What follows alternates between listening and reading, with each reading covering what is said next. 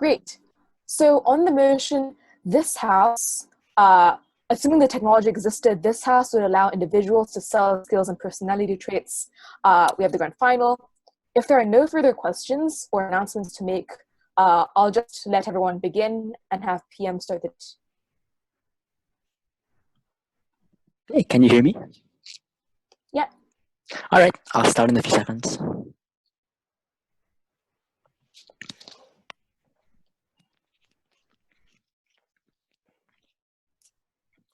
In liberal democracy, we grant people agency because only they know what is best for them and how they can best live their version of a good life.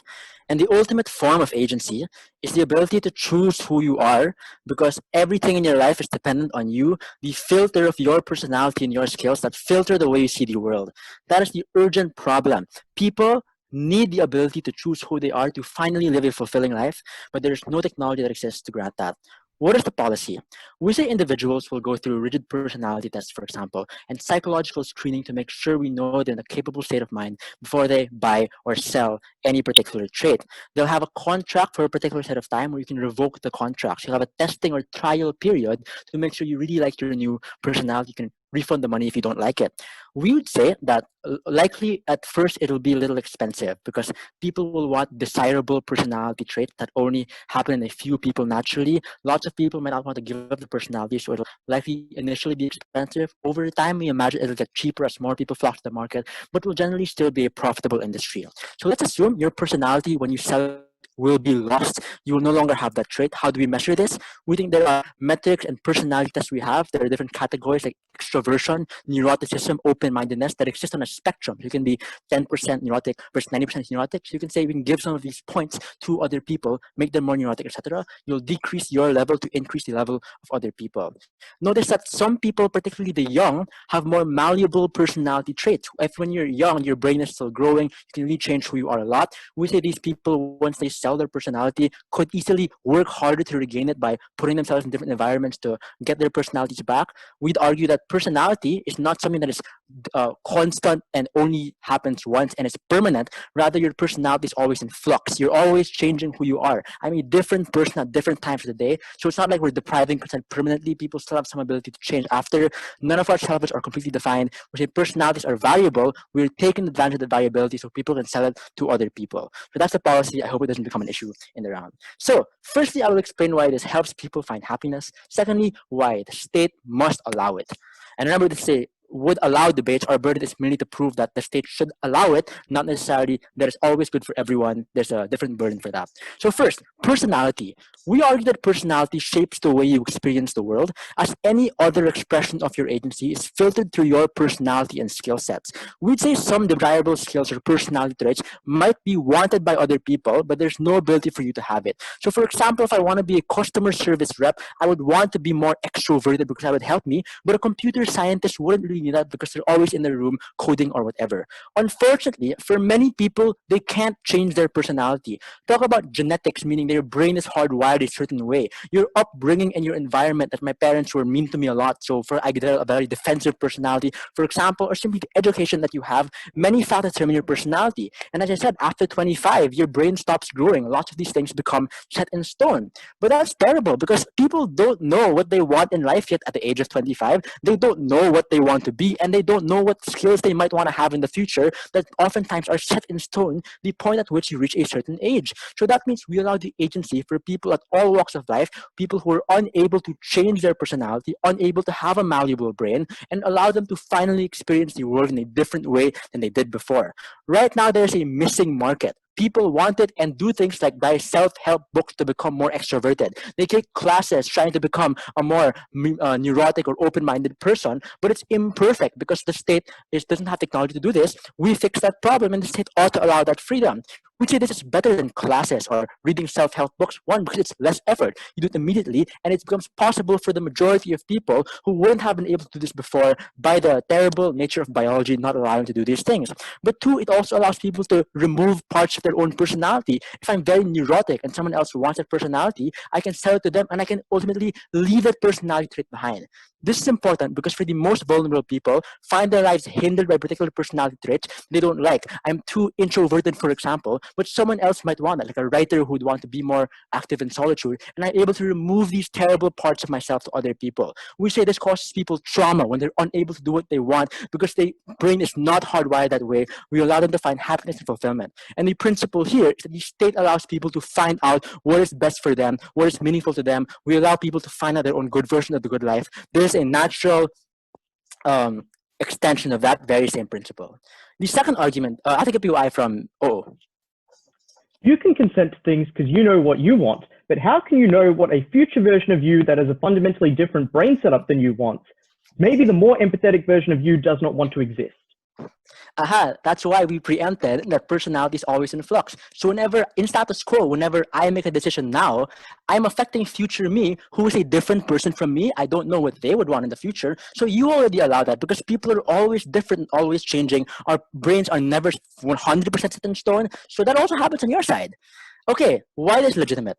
We argue that this is like any other form of labor. It is completely valid for people to use their natural skills for profit. If I'm really attractive, I can become a model. If I'm really smart, I can become a teacher. We allow people to utilize their natural skills to gain profit in a capitalist society because this is one of the ways we allow people to exchange their labor, find meaning in life from being able to have my labor validated by capital, and also get out of poverty if that's what I so please. We argue that many people can't find jobs in other ways, right? Maybe there's unemployment. Maybe I don't have the other skills, but having a personality and having natural skills in you is something you innately have, and therefore allows even the poorest person to be able to sell their money and be able to feed their family even for a single day. But we say it's ultimately valid that people can make the decisions and skills and traits are not important to them. Why is it better than the alternatives? I want to clarify that many other alternatives for getting out of poverty or even making money on the side are very, very terrible. They are time consuming. You have to ride the taxi for 8 hours. They are physically exhausting. You have to be a construction worker and you have a risk of injury that will ruin all your future careers. This is comparatively easier. It helps people find a way to get savings, find a way to pay the rent the next day. And we state ought to allow these choices to allow people to have a way to gain money in society. We'd also say that it's unlikely to be exploited by the rich because there's a limited marginal benefits. There are marginal returns. The rich cannot get all of your personality. There's like a point to which you can't max out a personality trait. That means it won't be a few rich people getting all of the extroversion in the world because there's marginal returns to how extroverted you are. So it means other buyers will still have the chance to compete in the market, and many, many people will be able to pick among that vast tool or vast toolbox and selection of personality traits. So many people will be able to buy it. Ultimately, they need to provide a distinction. Why is this different from any other form of labor in society where we allow people to sacrifice themselves, sacrifice their bodies and personalities for capitalism? If you allow that, you should allow this, it's perfectly valid. The state ought to enforce it. For all of these reasons, we're proud to open this round. Thanks very much. I'd just like to say that I forgot to give people time to introduce themselves and give their pronouns, as well as how they like to take POIs. So please do say that before your speech if you have preferences. That said, let's have LO begin the case for OP. Here. You can hear me fine? Loud and clear. The pronouns she or they, and I'll just take POIs in the chat. Thanks very much.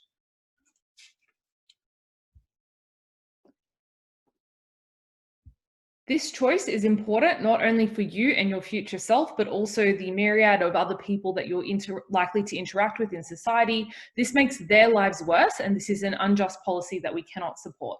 I'm going to look at two main things in this speech. I'm firstly going to deal with the issue about consent and whether people can actually meaningfully opt into this choice and therefore how that interacts with their own happiness. Then I'm going to look at how society interacts with this policy, because I think OG have been very glib to only talk about just this one person without thinking about how this is likely to change our society in a way that is quite perverse.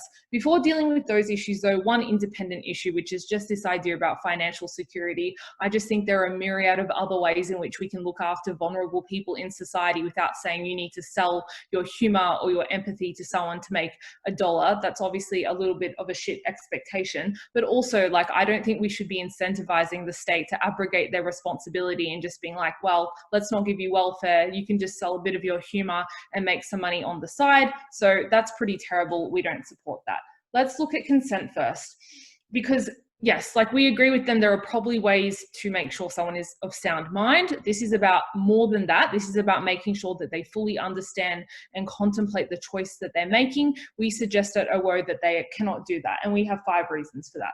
The first is that you're just unlikely to understand the extent of the change and what that will mean for your future self, right? Like what would my life be like if I didn't have humor, if I had more empathy, or I had any myriad different traits. Like, it's not just like, you know, thinking, oh, you know, what will I be like if I have the house that I like or adopt a pet? Like, those are simple choices. But like imagining yourself with a fundamental different construction is just impossible to be able to imagine. And, you know, maybe they'll say, oh, but you can see it in others. You might be able to make an assessment on that basis. Obviously, that's just not perfect information, because how someone else reacts to this policy will be extremely different to how you do. And there's just unlikely to be a whole lot of information about this more generally. Secondly, though, we would suggest that you're likely to misjudge the extent to which that character value holds weight. So for example, men tend to overestimate how funny they are. Women tend to, you know, for example, do the opposite. So you often don't have an accurate perception yourself of what your skills and what your qualities are. Therefore, you're likely to make flawed decisions on that basis. Thirdly, though, we think that you're likely to make certain decisions in the event, so like post certain traumatic events. So maybe after, you know, a breakup, your immediate instinct is, I want to be more bubbly and more funny, or after, you know, any sort of thing. And again, I think it's very difficult for just a psychiatric assessment to be able to filter through those things. So we ought not to encourage people making decisions on the basis of short-term pressures. Fourthly, we'd say there's obviously a lot of coercive pressures that exist. Yes, we can see that, you know, people have coercive interests every day when it comes to their decisions to work and so on, but we ought not add another coercive financial pressure to do that. So again, the state's response to someone that needs to feed themselves ought to be to give them welfare, not to say to go do this. The last thing we would say is just that some of the very traits you're likely to sell off under this policy, things like assertiveness, things like intelligence, probably make you more susceptible to the very manipulation, which means you would do this policy in continuation and thus continue not to consent. Opening governments say that, like, you know, you change your expression all the time, and this is no different to those sorts of things. We ought to allow the state to do that. And we say, of course, like, individual expression is core and it's important, and the state should absolutely encourage that. But I think this is fundamentally different to sorts of decisions like, you know, reading a book, or, you know, watching more comedy to try to pick up comedic cues or things like that, for a few reasons. The first is that obviously there's just a scale difference. Like, those things are quite small in the way that they change your life. This is fairly drastic. Secondly, those things generally happen over a gradual period of time, so that change happens slowly. So therefore you can kind of measure on a more ongoing basis whether you're happy with the person that you're becoming. And thirdly, we would say that there's a degree to which you cannot reverse this decision. Opening governments say that you'll be able to gradually work back these traits, but first of all, that is likely to be extremely slow, and there's obviously a huge time gap where you might regret not having that trait and therefore have to live without it. But even if you're able to gradually work that trait back by, I don't know, reading more, therefore you become more, you know, smarter again, that's obviously not likely to be exactly equivalent. So the conclusion of this point is just to say, in and of itself, when people cannot consent to this extent, the state ought not allow this practice. But we also answer the question posed by opening government, which is about ourselves and our own happiness. We would suggest that there's a very real risk under this policy that your future self will not be happy because they've misjudged or miscalculated. Before I continue on, closing government. Yeah, should the state stop me from moving to a new town I have never been to before and stop me from settling over there? No, and that's for the reasons I just said, because of scale, because of the fact that you can move back, like that's answered by my previous analysis. So next point in this debate is why we get a worse society. 5 reasons for this. The first is that we think there's likely to be net lower levels of good traits that exist in the world. So you want to develop empathy, you want to be a better person, you have an incentive to develop that. Now you just buy it off someone else, which means like good traits are just being traded, they're not being net increased. Opposition might say, oh, but you have an incentive to develop that trait so you can sell that. I think there's more of an incentive to develop it for yourself versus another person.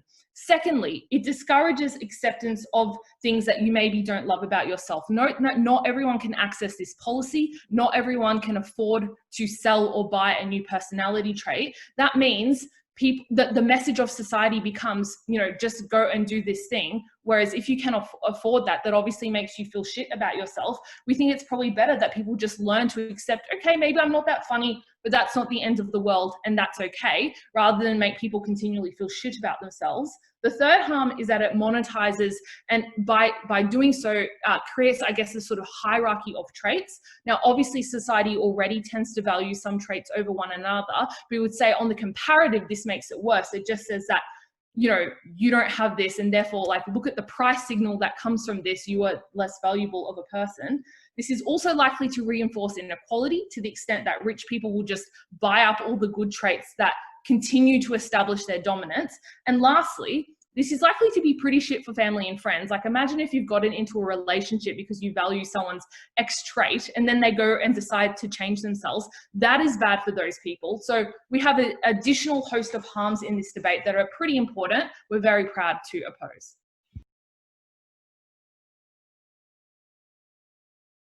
We thank the speaker for their fine speech and welcome DPM to continue the case for OG. Remind you to give pronouns and POI preferences if you want.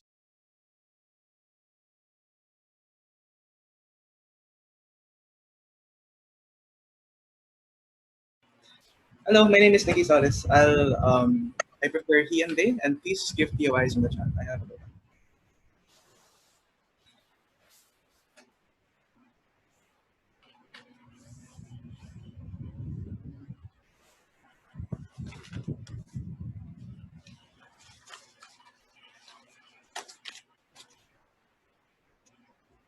Okay, I'll start in a few seconds.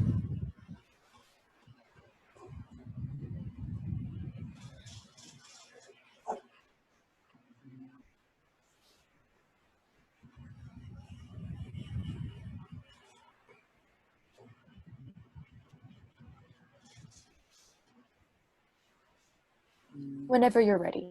Okay, yeah. 3, 2, 1. There are moments of nostalgia or cringing when we look back at ourselves at a certain point of time and wonder how we could have ever been that kind of person in high school who would do that kind of thing. We seem shocked by the persons that we were and seem unable to comprehend who we were at that time. That is an experience called puberty, and this one I think we have all experienced. And I think that that kind of rapid personality change that happens in every single person in society is rather equivalent towards the policy that we're having, right? It is simply a form of controlling the massive changes in our conceptions of ourselves, which otherwise are incredibly uncontrolled and depend more upon our hormones and our own consent. So I'm going to do two things in my speech here. Firstly, I'll engage the large amount of material from the previous speaker about consent and the ability for us to recognize our own selves. Secondly, I'll just address the other word in emotion and talk about skills and how we have a much better allocation of skills in society if we can give it to individuals who are actually going to use them. Okay, so large rebuttals first. So they had several points on consent, why individuals should not be able to consent. I think that our policy does a great job of mitigating most of these, and I'll go through them one by one. So the idea firstly that it's unable, I'm unlikely to understand what it would be like in the future, right? So I think firstly that our policy is quite good for this. That's why we have a period of testing where individuals who are buying or selling personalities can apply for a refund and buy or sell it back, right? This means that individuals who don't like how it turns out can request for it back. But even if that's not available, individuals who are in the open market are able to buy that personality back, right? Probably around a similar price, which means that, you know, if you give up your personality and sell it, you can buy it back at a probably similar price. So you're the same person or a similar person as you would have been otherwise. Therefore, the harm is unlikely to be true. You simply have a period of time where you experience what it's like to be somebody else, an added benefit which does not exist upon their side. The second thing they say is that, well, people don't have an accurate self-perception of who they are, right? So I think firstly, like, this is mitigated largely by the fact that we have rather competent psychological tests and a battery of psychological and psychiatric assessments which will allow individuals to recognize themselves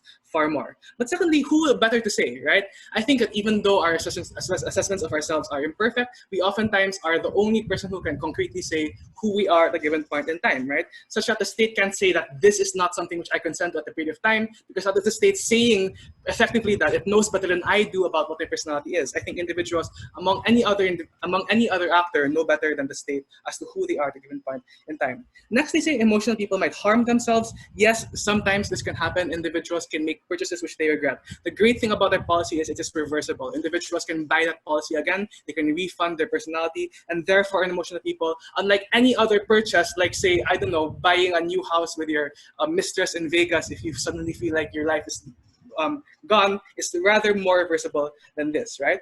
Fourthly, the idea that some traits will make you more susceptible to doing this thing over and over again. Like, we think that we have a standard of emotional and psychological well-being, so we think our policy stops that for those individuals, right? So next, I want to respond to the idea that, it's a very drastic change, and therefore individuals can't consent to it, right? So I think people in classes oftentimes enroll in crash courses to be able to try and change one aspect of themselves really, really quickly. These often fail because the technology does not exist. Individuals often want to have drastic changes. It's not clear why that's not something which we can really have upon our side. Not yet. Okay, next, I want to respond to the idea of, society, right? So several things here. One, that it discourages acceptance of what you can't change, right? I think this is less likely upon a side where inherent characteristics are suddenly malleable. When individuals realize that the things about myself, I can change them, I don't have to live with this beast inside my brain for 24/7 hours a day, it is suddenly much easier for me to see that my future is malleable, I can change who I am. Compared to the individuals who have very, very maladaptive personality traits, do not have that benefit upon their side, right? For individuals who can't access our policy, it is still an aspiration which allows them to feel more empowered about the state of their minds. Even if they can't change it right now, they know that it is possible. Secondly, and finally, the idea that it signals positive traits, I think this is a good thing. It counteracts the previous point, because if individuals realize that the things inside my brain actually have monetary value when none previously existed before, that is precisely a signal of value. It is precisely a signal of empowerment that allows individuals to see themselves as more valuable than they previously thought they were. That is a good thing. Before I go on, any POIs from opening? Yeah. Are people more accepting of different sexualities when they believe that it's a choice, or when they believe that individuals have been born that way and have no choice but to live that way? So there are great arguments for either side here, but I think individuals are far more likely to accept themselves when they feel like it is something that they can change. Why? Because now suddenly, everybody who experiences a certain form of maladaptation now realizes that it is not an inherent part of themselves, and therefore does not feel incredibly attached to that certain part of theirs, right? Finally, a side where we can change everything is far better, because they don't have to experience those things if they don't want to. You have to defend why you have to force people to accept those things about themselves when it really harms them to do so. Okay, so let's talk about skills, right? The second word in the motion. So I think society has a really bad allocation of skills at this point in time. One problem is overeducation, right? There is a large amount of standards put upon individuals in society to get X amount of college degrees, even if they're not going to have a job worth having those degrees at some point in time, right? Most individuals, for example, who are working 9-to-5 office jobs, don't really apply the math and reading and creative writing skills which they learned in elementary school or college, right? This is because we live in a capitalist society which has to create these standards for individuals to signal how worthy they are and pass arbitrary tests, even though they won't use these skills in the future, right? There are problems with this, several problems with this. One, obviously, these individuals waste their time and effort. They spend so much money going to school, they spend so much time learning these skills and don't get any monetary benefit from it, right? But secondly, it's that these skills deteriorate over time, right? If I don't use these skills, they become less and less sharp, and they are less and less able to benefit myself and society. So obviously, our policy solves these things because individuals, in the vast amount of overeducated individuals in the population today, are able to sell their skills to individuals who could use them more. And this benefits us because, number one, those skills are going to be used far more productively. Generally speaking, individual who is more skilled is going to be more productive, so you would expect society to be marginally more productive. But secondly, these skills themselves are going to be honed, right? So individuals who have a middling skill in mathematics or creative writing or art appreciation are going to need to sell them to somebody who will do that 24/7 hours a day, like an art critic or a writer. And this means that those skills are going to be far more effective because not only are they going to be helping those persons, but they're going to be improved through the practice of their lives, through the practice of doing that skill over and over again. Obviously, this is very, very important because as societies, we strive to be far more efficient and productive with how we allocate not only resources, but the capabilities to make the resources, right? So for all these reasons, because we support education, because we support the active changing of ourselves to become better people, we are proud to win this debate. We thank the speaker very much for their fine speech. Let's have Diye begin their speech. Here. Can I be heard? Yep. The first and fastest way that opening opposition wins this debate is by demonstrating that people cannot consent to this policy. Because while in general, people have agency and we all recognize that, if it is the case that people cannot engage in a rational decision-making process here, they are likely to make decisions that they will regret, and those decisions are things they ought to be protected from by the state. Why is it that people cannot consent? We give you 6 reasons. Firstly, there is insufficient information about what it looks like to have a different personality trait. Because how do you tell someone what it's like to be more empathetic? How can you ever really explain to someone what that is? And even if you can tell them what it is, they certainly can't conceptualize it, considering your own self-perception of what you are right now and your level of empathy is imprecise and often biased by a whole range of factors, as Jess tells you. But thirdly, even if you could do that, the way in which different traits interact is unique for every individual. How would you know what it was like for you to be more empathetic as opposed to someone else being more empathetic or just having more empathy in general? But fourthly, in a large number of instances, you're probably not in the best mental condition. Like, when are you most likely to change yourself? Probably after like your girlfriend breaks up with you because you weren't funny enough and you're like, I'll show you, I'm going to get bias and humor. And fifthly, because it was not reversible. And this was their big Hail Mary. They were like, well, you can just reverse the transaction or something.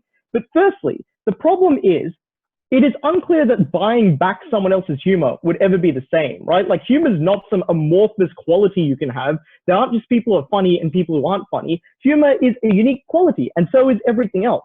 There is no replacement for what you sold. You will never be the same person you were before. So it is not really reversible. Like, that is ridiculous. But secondly, even if it were the case you could get back the exact same trait you had before, there is no reason to believe that the future self would want to be the past self, even if they are unhappy. For example, you decide that you should be more empathetic, you buy the empathy, you realize that you hate yourself now that you're empathetic, but you also could not contend with the idea of being less empathetic and acting in a way that was unempathetic towards other individuals.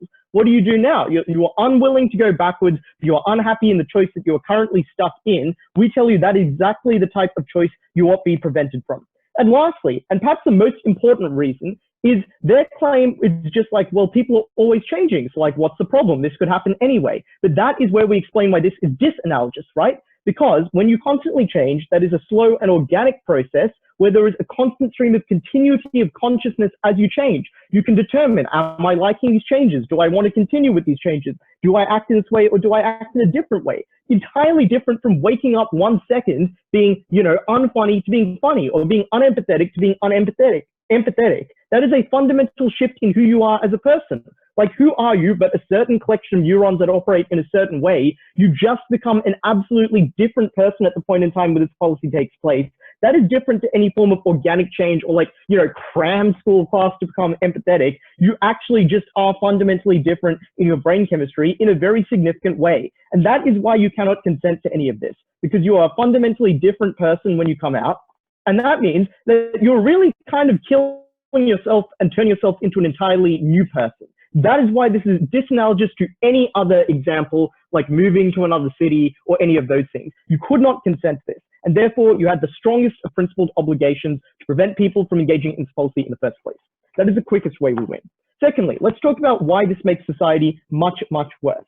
The first thing we tell you is this just means that people stop accumulating. This just means that you get a whole bunch of social stratification. Why? Because things like class and the entrenchment of privilege through inheritance allow certain people to accumulate privilege within society. But this is mitigated by things like the lottery of birth, right? Like, the great equalizer is that often the best athletes, the best geniuses, prodigies can be born into any social class. They could be poor, they could be rich, they could be any race, they could be any creed. That could happen but not under this world, right? Because now if you're born privileged, you can just buy up those traits as soon as they're found. You just buy up being a good athlete. You buy up being smarter. And that means that privilege, which is often arbitrary and often unjust in its application, is reinforced. And that means you create literal second-class citizens out of people who, by lottery birth, were born poor, for example, but with other talents, they just have to sell off their humor or their athletic prowess for like $100 or whatever the market rate is that they're able to get. It's unclear why it would be a good amount of money, considering they're probably, as OG suggests, really poor and starving or whatever, and willing to trade off whatever they can to subsist. They lose out on those talents, and you end up with a society where there is a privileged class that is entrenched above everyone, and that never changes. Like, that means that certain races, for example, that have historically held dominance, just steal all of the talent, and those other races never get equality. You structurally design a society where some people are generationally and structurally unequal into the future. But secondly, it looks like people just like, it looks like just having less good traits, right? Like, because it's hard to develop a trait that you do not yourself want, which is why you're not just going to develop random traits to try and sell them on the secondary market. Like, imagine trying to learn wood carving if you hate it just because it sells well on the market. You only develop traits you want, but now you won't develop those traits, right? You'll just buy them, which means that there's unlikely to be the same incentive for people to pursue their own passions. People just buy the things that they want. But thirdly, it means there's far less self-acceptance. Because in a world where change is possible in the status quo, but it's a slow process. And so maybe, you would like to be somewhat different, but you do have to accept who you are first to engage in that process of changing who you are. But in this world, you can just, buy something else, which means that you're far more likely to engage in a process of self-hatred. You're far more likely to hate who you are and want to be someone else. I'll take CG. OG? No, never mind. Okay. So, like, in a world where you do not have to accept who you are in order to change, where you can just buy it, it's so much easier to hate yourself. And we explain to you it's very likely you will hate yourself, because so many forces out there are designed to make you hate who you are, right? Like corporations that want to sell you things and probably want to sell you these traits will explain to you why you are not good as you are, why you are inadequate, and why you should hate yourself. Considering a vast majority of people will not be able to access these traits, they just feel so much worse in this world. But OG is like, well, you like yourself more because you know that the things that you hate about yourself aren't fundamental to you and you can change them. Well, firstly, surely it's better to just like the traits in the first place, which is what happens when you have to accept them. But secondly, it's unclear there's ever an end point to that. Like, right, you change the things you hated about yourself, but then you just find more things you dislike because corporations, because norms, because society and religion all tell you there's always something else that is wrong with you. Fourthly, it reinforces hierarchy because the exact types of traits that people have succeeded with in the past are seen as the only way to succeed into the future. That means that, like, now women don't try to succeed without being assertive because they cannot be assertive. They instead buy assertiveness. And minorities do not try to succeed while being aggressive. They buy passivity because they feel that is the only way that they can get ahead. This is a society that is far, far, far worse. It's a world you could not consent to. So proud to oppose. We thank the speaker very much for their speech and welcome Member of Government to open the debate for side CG. Hi, am I audible? Yeah, pronouns and POI preferences if you want. I prefer he, they. And I'll ask for a POI when I take one. Just give me 10 seconds, please.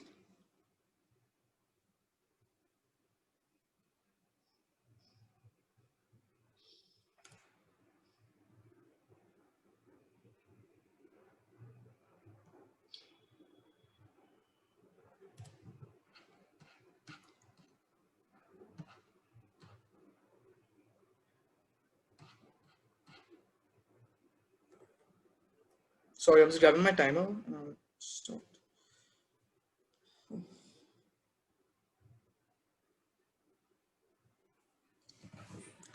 Starting my speech in 3, 2, 1. The only thing which corrects for the lack of consent when you were born is the ability to maximize choice when you're alive. We think opening opposition has completely missed this debate at the point at which they only focus their entire case on the inability of individuals to be able to understand the consequence of their actions in the long term. I'll tell you why individuals constantly make decisions on a daily basis, which they literally have no clue about what these will lead to in the future, and why the state still does not impede onto that. But even beyond that, I'll go one step further from OG and tell you why this entire idea of hierarchy and social mobility is something we exclusively have on site closing government. But before I respond to the entire case from opening opposition, The claim they make is people aren't able to understand the consequences of this personality trait.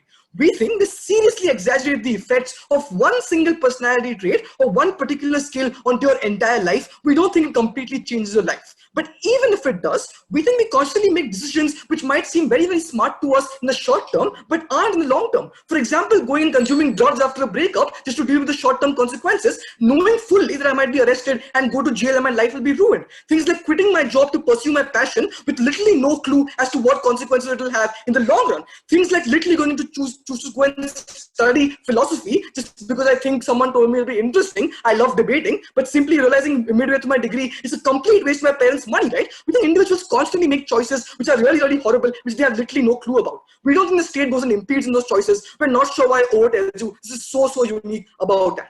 But even beyond that, right, notice they never responded to even OG's claims about why individuals anyway sell their skills to a particular degree, right? To anyway sell yourself in terms of the labor, you anyway sell your computer skills when you work in a tech job, etc., etc. We're not sure why individuals don't trade off their skills in value for like money or something utilitarian in nature. Why then the second argument from O also fails? They say people will just buy traits and have no incentive to pursue their passions. The problem is just having a particular trait or personality does not guarantee success in that particular endeavor, right? For example, just because I want to be a cricketer and I buy skills of cricket from someone, it still does not take away the fact I still need to go and train day in and day out. I still need to go and practice my skills. They never tell you why you magically become this god who can literally do anything you want. But even beyond that, think of those people who want to be good cricketers but don't possess the skills to do that. Those individuals are constantly in self-doubt. They completely on a daily basis think, I can do nothing about it. I simply can't literally become funny no matter how much I try. I can simply never interact with people. I'm so underconfident. It never gives me a job. The amount of self-doubt these individuals go through on their side is immense. They never deal with that comparative. Why then do we change exclusively from CG the social hierarchy and the overvaluation of talent in society? We think talent is arbitrary. We agree to OG on that. But OG never tells you the effect of that on society and individuals. We think at the point at which you place arbitrary value to certain things for absolutely no reason, things like the ability for you to sing, to paint, things like you being intelligent, the ability for you to run, to literally go and use that as a tool to oppress people, right? Notice that the racism against most black people today is not just because they have the skin color, but also because they're considered somewhat inferior in terms of intellect, right? We think these kind of hierarchies which are inbuilt, where you literally consider certain personality traits to be superior simply because other people can't possess them, is the rigidity is the extreme problem in status quo. That is to say, at the point at which you think, oh, this person's a great singer, I can never be that, which is exactly why you randomly go and place value to that particular trait, even if that trait is not so valuable in and of itself. Why is this so problematic? We think at the point at which you literally go and place such set hierarchies within personalities and within sort of skills, you literally don't allow individuals who don't possess these skills to ever feel good about themselves. You place disproportionate amount of value on things like humor, things like being an extrovert, etc., with absolutely no reason. On our side of the house, you as an individual have an ability to trade it off and literally buy those traits. At the point at which you see these traits being commoditized and people actively going and selling them and freeing them, to completely get rid of the entire idea you had in your mind, oh, this trait can also be, this trait is only unique to that person. You can literally now think, okay, sure, I can probably get this trait myself. It's not something which is set in stone. It's not something unachievable or something which is given to him by the grace of God, etc., etc. The problem is even further, right? Their entire analysis on why a poor person can use their skills and gain social mobility never holds, because most poor people can never use the skills that they have, right? Most poor people who are great runners never become the Usain Bolts of the country simply because they never get the resources to actually use those skills. Which means skills and personalities are only useful in and of themselves as you're able to actually use them and maximize them to actually go and achieve certain outcomes. At the point at which these skills are absolutely useless for you, or you as a poor person or any person for that matter can't utilize these skills are actually much, much worse for you. Why is that so? Imagine yourself as a poor person who's literally very smart, who has the ability to go to MIT, but simply because of your parents' circumstances, you need to go and engage in physical labor on a daily basis. The amount of stress you feel, the amount of depression you feel because you can't utilize your skills or because you can't maximize the potential that you have is much, much more on their side of the house. Now, as a poor person, I can literally go and sell that particular skill and gain some utility from that to better my circumstances and get rid of the constraint which I find myself in. On their side, a person will constantly be constrained by the circumstances that he is in. He never consented to being in those constraints, but he still has to go and adhere to them simply because they want traits and skills to be fixed to individuals, which are arbitrarily allotted to them basis nothing. Why then do we think society is better off on our side? Two reasons. First, we think individuals simply who can't fit into society today because of the artificial constructs that we have now fit in much better. I'll take O before that. Sure. Human insecurity and insufficiency is an unlimited quality. That is why self-acceptance of who you are is the solution. How will an endless stream of acquisitions of skills and personality modifications ever sate that desire? Panel, they tell you that people should actually be self-contained and they should be happy with what they are. The problem is most individuals are not, right? And look at how OG already responded to O's entire idea of you going and buying like unlimited skills and unlimited personalities, simply because the marginal benefit of each of these skills reduces as and when you buy more, right? Which means you can't be funny and also an introvert. You can't be an extrovert and also someone who likes to be silent around people, which means the marginal utility of these skills reduces further. But beyond that, why do we think societal mobility is much better on our side? We think one, you allow individuals to now fit in better, right? If I'm someone who wants to be an extrovert but can't fit in my friend circle, I'm someone who is like fragile mentally, I can literally buy a skill to become mentally strong. I can literally go and correct the circumstances and constraints I find myself in by literally going and buying someone else's skills. But second, as a poor person who simply maybe can't buy skills, but now my skills, which are so useless and so dormant, can now be utilized by me to actually go and sell that for some money and achieve value from that. We think that is something completely unique to our side of the house, where individuals who did not use the skills on their side of the house now have the ability to actually maximize utility and like get rid of the constraints which they find themselves in. For all these reasons, we're very proud to propose. We thank the speaker for their speech. Whenever Emma is ready, we welcome you to open the case for CO. Feel free to give gender pronouns and POI preferences too. Hi, am I audible? Loud and clear. Okay. Yeah. So as you can see, my name is Asif, and I don't have any preferences. And for POI, just write them in the chat.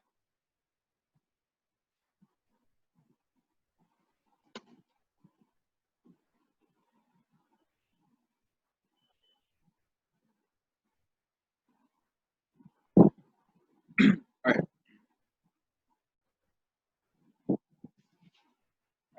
Starting in 3, 2, 1. We'll tell you 2 specific things. Number 1 is that in terms of like how this increases inequality in society, and we won't be as like sort of like tangential as opening opposition and say that you will sell off humor, you will sell off athletes. I'll tell you uniquely as to why like poorer individuals need certain personality traits to get themselves out of poverty. And I agree with open schools government when they say that just because you possess humor doesn't mean you'll become Chris, like Chris Rock or something like that. I'll talk about inherent skills that you can only get if you are poor, and that is independent on your part. The second thing I'll talk about is how this leads to some level of cultural genocide to a large extent, and why this is particularly important in this particular debate. But I'll just look at 2 things before I move on. First of all, I think OG's case is sort of like gone the moment they talk about irreversible point of it. Like they say that it will be irreversible. I think first of all, if it is if it is irreversible, it sort of shoots down your principle as well, because the person who sold off his humor to someone, the person who received it might be happy, the person who sold off might not be happy.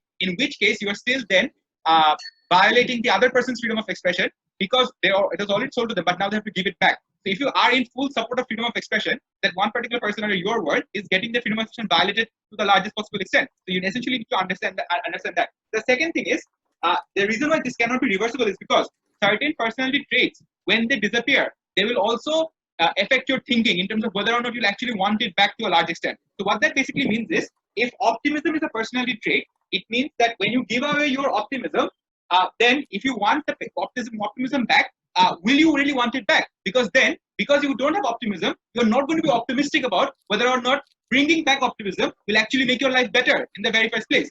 So just because you sell that personality trait, it is harder for you to evaluate whether or not you actually want it back, because lack of that personality trait changes the way you think about life as a whole. That's why the irreversible point to a large extent does not really matter. But then they say, there are certain skills that you don't need in the very first place, and that you use them just because you have to take a degree. First of all, if those are skills that you're never going to use in the very first place, means that those skills are not sharp enough, right? Which is why if those skills aren't sharp enough, why would people want to buy them in the very first place just because it's a substitute or part of a degree in the very first place? The second thing that you need to understand regarding this as well. And let's talk about like the principle that, oh, you're allowed to sell your body as like labor, but why aren't you allowed to sell your personality traits? I think the thing you have to understand is that number one, the permanence of it, which is to say, you are allowed to sell a product, but you're not allowed to sell your lungs. Why is that? Your lungs don't grow back, but your product grows back to a large extent, right? So because the give and take relationship is one that government determines, means that the permanence of what you're selling and buying is one that is extremely important at that particular point of time, and the value that you derive to a large extent to which government allows you to sell things, that value is also something that government can determine. There are many situations in markets where governments to a large extent, when they can't determine the value of something, they don't allow to sell it in the very first place, which is why even in certain situations you are allow people to sell derivatives or stocks, but yet there are so many mechanisms in place to ensure that they don't balloon out of position in the very first place. That's something you need to understand as well at that point, at this point of time. And then the next other rebuttals about inequality will be then integrated within the extension set. Okay, so first of all, we think that there will be definitely a hierarchy of traits in the very first place, which is to say, some traits will definitely be more valued than others, i.e. good traits. Like no one wants to buy toxicity, but people want to buy humor, like being charming, ambitiousness, etc., etc. So what that basically means is that the person who has toxicity as well as humor as a personality trait sells off humor and only remains with toxicity. What that means is people in general, as a whole, just get far worse, and the people around them who are dependent on them gets worse as well. So to a large extent, what these people are doing not only affects them, but affects people around them as well. Why is this particularly important? So there are two situations here, and I'll two people. Number one, a rich father who wants to buy ambition for his son, but secondly, a poor person who's willing to sell that ambition.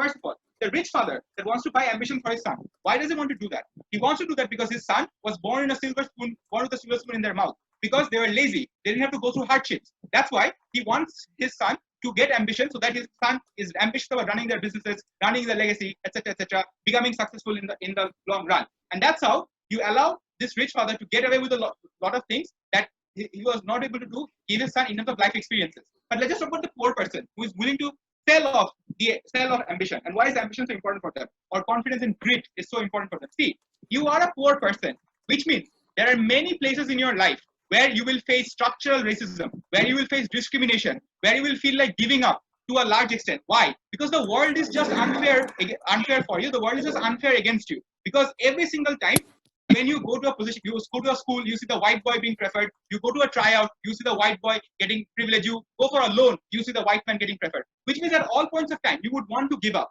What is it then that stops you from giving up as a poor black man in America? It is the confidence that is inside you. It is the grit, the ambitions that is inside you, that yes, I will fight out of this, I will fight out of poverty, I will fight out of structuralism because I am strong enough to do so. Imagine when this man out of poverty sell this thing up. That means whenever they face racism as a community, they give up. Whenever they face structural oppression, they feel like, we can't change it, let's just go back. So imagine a world like this where they can't fight back against these things, and that's a world where they basically struggle a lot and they can't fight out the system. Why is this the most important argument in this debate by far? Because these individuals, when they become successful, not only impact themselves, but impact the entire community. Like legit, like imagine LeBron James, like O says, didn't sell off basketball, but imagine a LeBron James that didn't sell off basketball, but wasn't as gritty, wasn't as confident, wasn't as ambitious. Would they be LeBron James? It's not the basketball that makes them LeBron James. It's the identity of the confidence that makes them LeBron James in the very first place. Without that, they will not be confident as such. This is why this is the most important argument in the debate, because one person, they need this integrity, they need this traits to fight out of racism, and this is the best mechanism you'll get in this debate about how structural racism and inequality is entrenched. The second thing is about traits and culture and how this is cultural genocide. There are some ethnicities or races for which traits are fundamentally important for your existence in the very first place. What are the examples of this? For example, if you're someone in places like America, your warrior-like mentality or your physique to a large extent depends your connectivity or your connectivity to the culture or the race in the very first place. Which is to say, in that particular point of time, if you sell off that warrior-like feature that you have within you, or you sell off your skills of, say for example, of being genetically really strong, I think at that point of time, what it leads to this, you can't essentially identify them or connect to them anymore. Why is this problematic? Because the state, in many situations, already oppresses these ethnicities. They don't allow them to practice religion. They don't allow them to practice their language. The only thing that remains pure within them, within their connection, is the fact that they're able to feed off their mentality, feed off the culture that they have. Now the thing is, these traits and these skills are very important to their culture. Now the question is, you might say, oh, they will not sell them off. But the very fact that the government is endorsing the option of cultural genocide by selling off the trait itself is bad and something that we cannot stand for. So even if one person sells it off, it still counts as genocide, and that's why we're very, very proud to oppose. Hi, am I audible? Just give me 10 seconds.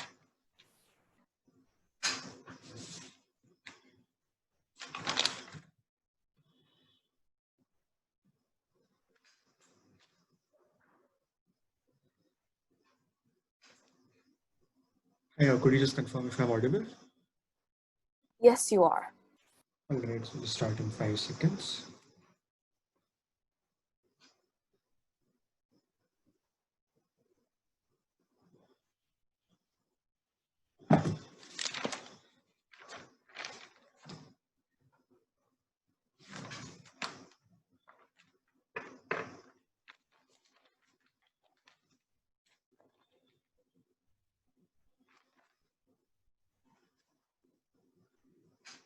All right, so I'm going to start my speech in 3, 2, 1. The way I'm going to structure this speech is that first I'm going to take out closing opposition's under-mechanized extension. Then I'm going to tell you why we take it over opening. And then finally, I'm going to spend most of my speech telling you why opening opposition falls out of this debate.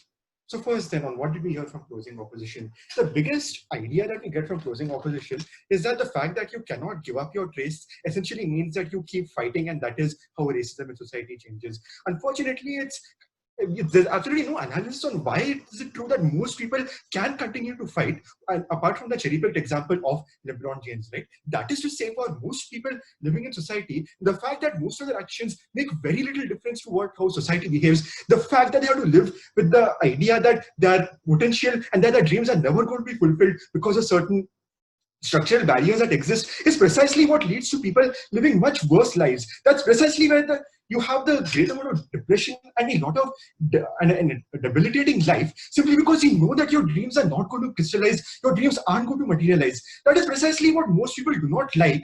And unlike their assertion of like LeBron James was LeBron James because of his personality, we think that most people find this something that is incredibly traumatizing and something that causes them a lot of pain. Closing government is the only side to actually analyze to you how we give people an outlet. The fact, for example, that they can crystallize and get the value that they would have otherwise gotten from that trade without having to go through this huge process, without having to overcome those structural barriers, right? Because the second idea that we then hear from closing opposition is that people probably don't know how to value these traits, and therefore the government shouldn't do this. And notice again that we allow people to determine the kind of value that they want to make for transactions to a large extent. Things like auction houses, for example, continue to exist where people are allowed to pay whatever they want to, and a priori estimations of value do not continue to exist. But third, we think that this can be an individual transaction where people pay based on what value they get from that particular trade, from the kind of utility that they're going to get from that particular trade. Right? We don't understand why that is true at all. Finally, notice that the end result of this value that closing opposition wants is for people to use that value somewhere. Unfortunately, we don't think that what closing government is able to do very smartly is that we sidestep the whole struggle and the uncertainty that people have in order to get that value, and instead allow them to materialize some value that they can use in whatever way they want to. You give people a lump sum payment, you give people some trade that they would rather use. We think ultimately the kind of value that people give to certain traits is precisely individualistic, and we do not think the state should come in and intervene as to what people can do, what people should choose to be. That is why we think closing opposition just falls out of this debate. Then let's see what we gave to you over opening government. Notice that a lot of the benefits that opening gave to you were like quiet mechanisms where they say that our model will deal with. We think that closing government structurally responds much better to this opposition bench in multiple ways. First, notice that Jaimal very nicely mechanizes to you how society becomes better in terms of the kind of inequality that happens, which also engages very well with opening opposition. That is to say, Jaimal's observation that the reason why people tend to discriminate is because I assume that you have some certain unattainable value that other people don't, and that is why you choose to discriminate against them. The moment where these traits, where these values become a commodity, something that you can buy and sell, that is where the amount of value that you give to these traits significantly goes down. That is precisely where society's perception changes to better. For example, we think people give a huge amount of respect to artists who can probably do something because they're the only one who can do that, maybe because they put a certain amount of hard work. On the other hand, people don't give as much value to you having an iPhone, something that you go ahead and bought. The fact that you're reducing it to a commodity is precisely where people's the image in people's mind that certain traits and certain commodities are really huge, unattainable things that God had given them is what goes away. And that is precisely where people's attitudes towards other groups change. And that is why we are able to avoid the kind of hierarchization of talent and the furthering class divide that this opposition bench wanted to talk about it. We structurally tell you why we are opposing government, why we are much more likely to talk about it.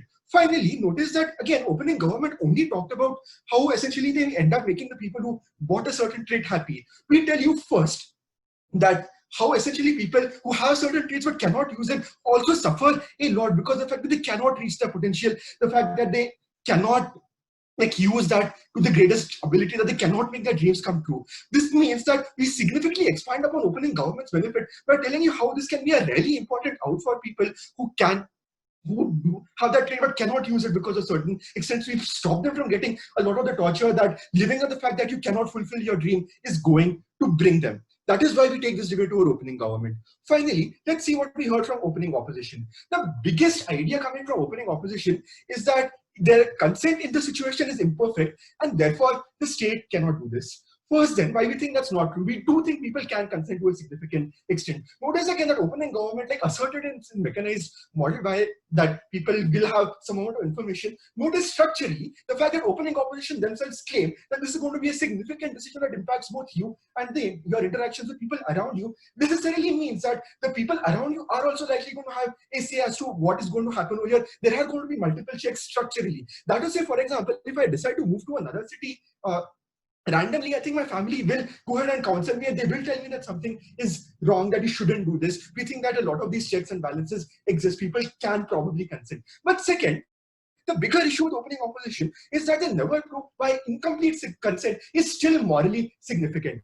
This is true for multiple reasons. First, notice that people are allowed to make irreversible decisions a lot of time in society. For example, you can choose to leave your job without any certainty as to what is going to happen in the future, whether you will have a job that pays the same amount again, whether you will be able to live a dignified life again. But if you hate your boss, you probably should be allowed to leave your job. The state shouldn't intervene. But secondly, notice the mismatch. That is to say, we think that when people cannot change their traits, status quo is still likely as bad. That is because even if your traits don't change, the environment around you can rapidly change, right? That is to say, during the time of coronavirus, the fact that I was an introvert was incredibly helpful to me, even though it wasn't in the past. That is to say, the value that I asserted to that trait is probably still important, and the fact that that can change necessarily means that even in status quo, the fact that I can change isn't what's going to happen with regards to how I interact with the environment is still important, and I'm still constraining my ability to make meaningful choices in how I interact with the environment around me. Finally, we hear from opening opposition, and this is likely to lead to a hierarchy of skills. Why is Jaimal's analysis for why we have a hierarchy of why we take down the hierarchy of skills far more likely? Notice that even if you're rich, there is no reason for you to want absolutely every single trait that happens in existence. You probably still have some things that you are incredibly passionate about that you want to prioritize. There's no reason why you're going to go around buying every possible trait in existence and doing everything possible. We just don't think that's likely to happen. Finally, we think in terms of on what side people are more likely to be sad. Again, notice that we give people a lot more choice on our side. We make society a lot better on our side. I am incredibly proud to propose. We thank the speaker for their speech and welcome UpWhip to finish up this debate. Feel free to give pronoun preferences and POI receiving method before you speak. Am I audible? Yes. Okay, I'll just start my timer.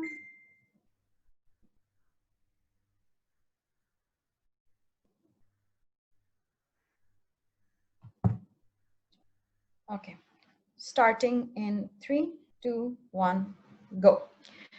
Closing government loses the debate, the point at which they do not make a comparative against the money that is providing to these people versus the structural racism that we're talking about, right? Because we told you that racism is something that is permanent within status quo, which means a person faces this every single day. And they said this, you being able to deal with racism doesn't matter because you get money in exchange of it, right?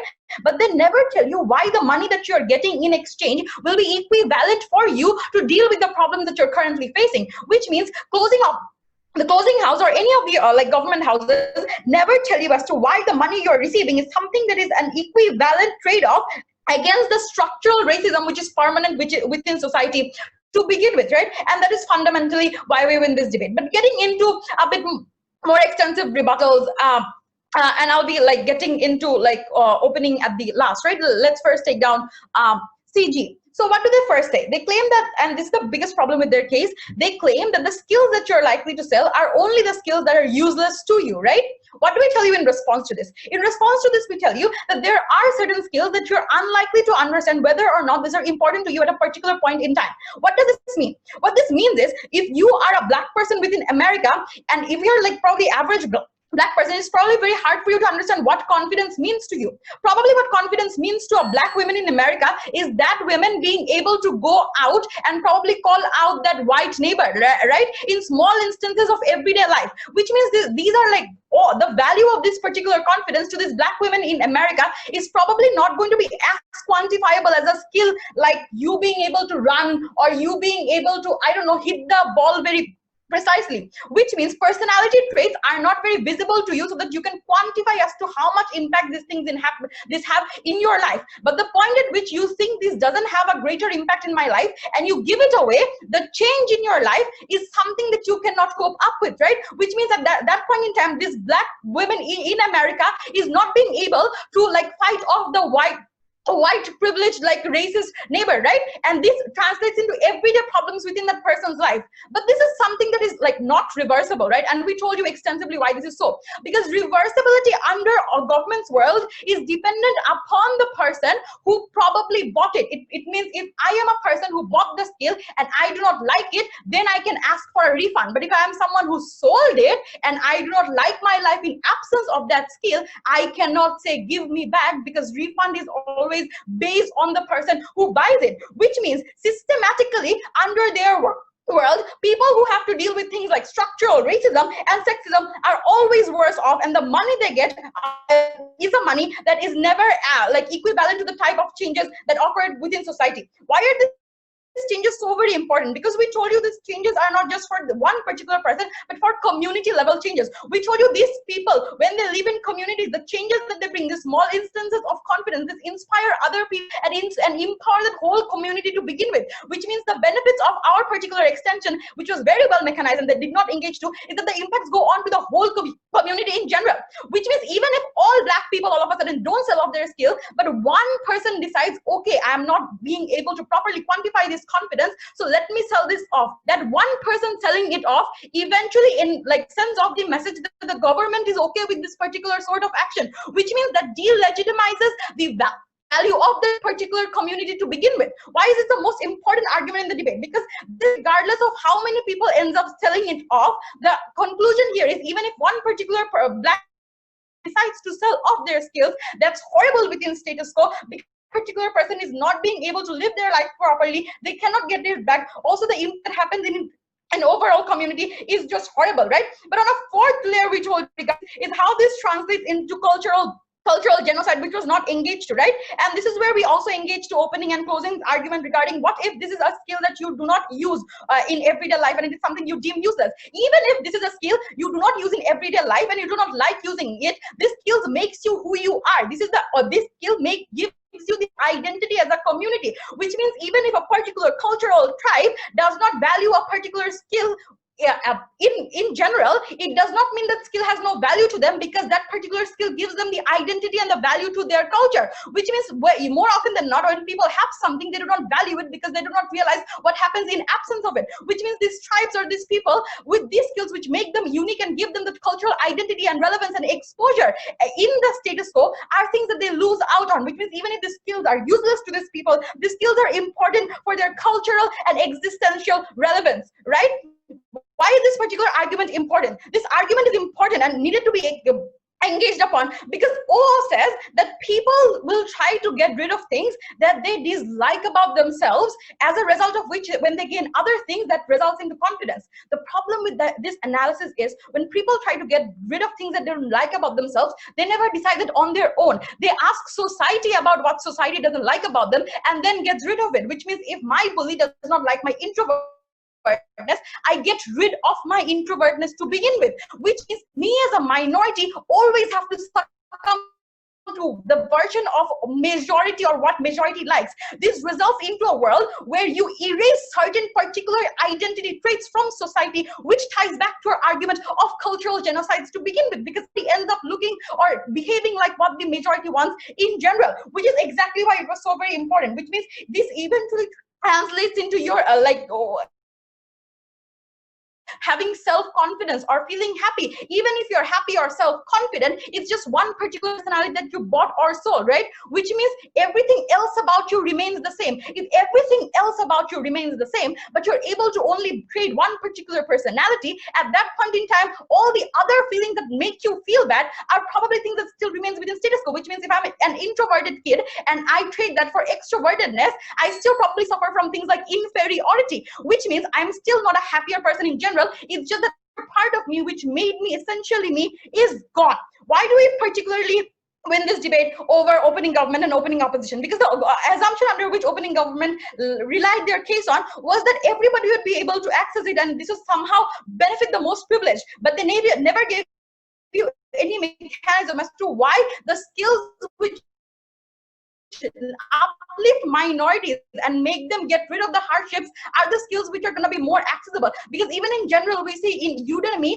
a PowerPoint course is like $7 or $8, but a Photoshop course is like, I don't know, 25 or 30 or even more dollars, which means certain skills which eventually have more is going to be more expensive. Minorities do not essentially get access to it. And this is essentially what our opening failed to tell you as to why, number one, these particular things are going to be more expensive, more importantly, like we are the only team okay because what you give up is permanent, but what you gain is like a very small amount. Very proud to oppose. Thanks to all speakers for an excellent and very enjoyable debate. I think that the judges should be moved into a breakout room now. Awesome. We'll be back.